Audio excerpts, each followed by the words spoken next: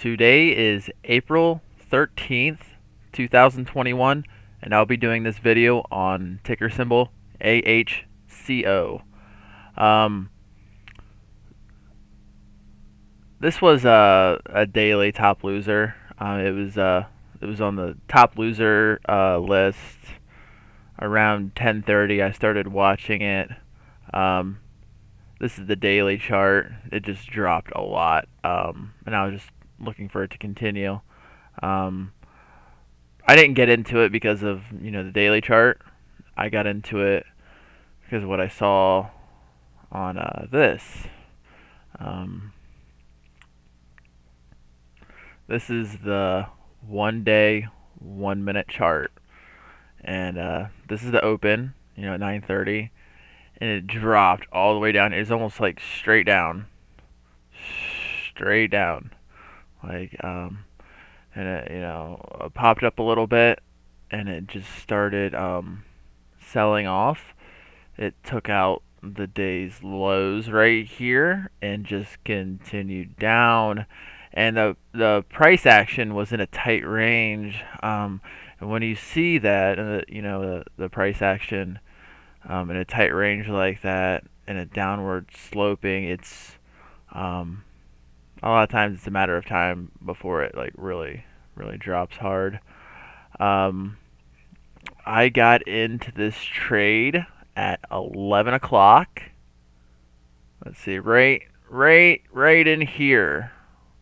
Right in here. I just kept taking out the lows little by little, pop up, take out the lows. But I ended up covering at no, I got in at I'm sorry. I got in at 11:13. I got in at let's see. 11:13, like right here. Like I saw this like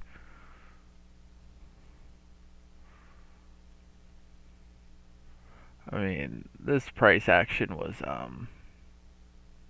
going downward, and a lot of times you'll see it, trade in a tight range like this downward, like the range get tighter and tighter, and usually it's just a matter of time until it either drops down or it drops up. The tighter the range is, it's trading in. Usually it's like a spring, and the tighter you push that spring together, the more it wants to explode outward, to the downside or to the upside. This it dropped pretty good here, but then it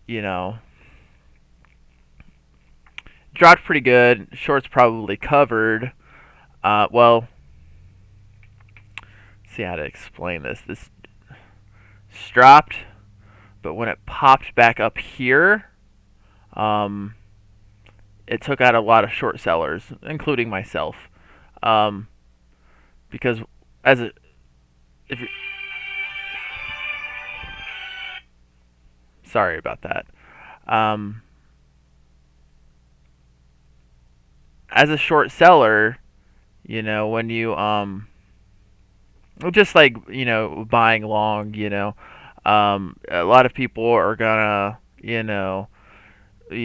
sell it at stop loss, obvious points of stop losses, um, and when this broke this level here, the short sellers are forced to buy in, so which caused this real high spike up in price.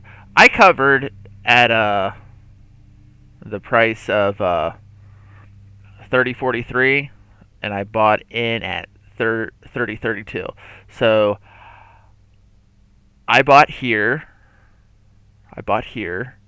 and I covered right here as this, this drop, but then there was a little bit of buyers, but there just wasn't enough sellers to keep it going down, and there wasn't enough selling pressure. This candle is extremely light volume, and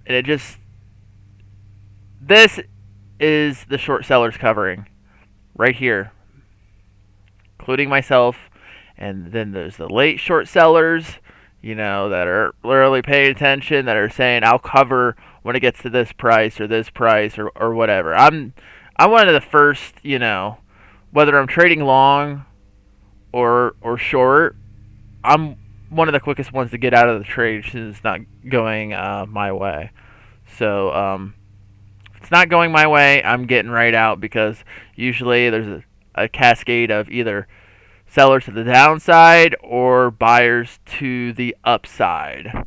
And once that first domino falls, the other ones tend to fall with it. So that's why you see these big pushes to the upside, because all the short sellers, buying to cover, and also, buyers realizing that short sellers have to buy, just like the whole GameStop, GME short squeeze.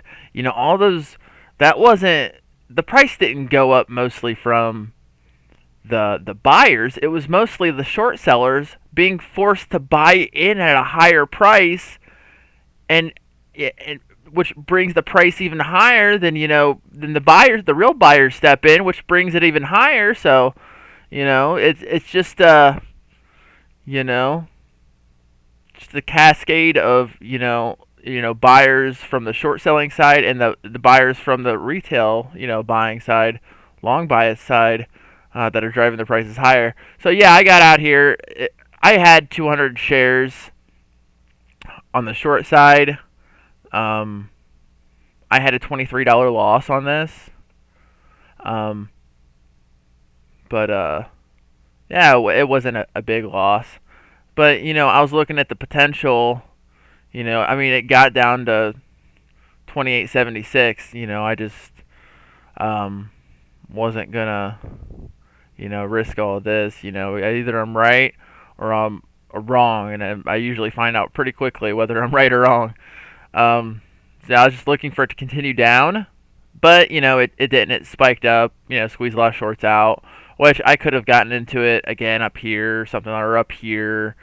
But usually once I see a stock squeeze short sellers out, I usually don't mess with that again, because a lot of times it just keeps squeezing them out. So it's just, I try to either buy at the obvious times or short at the obvious times. And if it starts working against me, I don't really care. I don't hold on to it and hold and hope.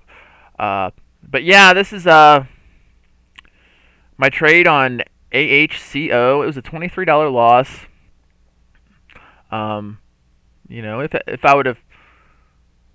If it didn't squeeze me out, and if it would made it down to here, that would have been, let's see, almost $1.50, couple dollars. So that would have been a good gain, but only $23 loss. Can't complain. Not a big deal. Not the end of the world.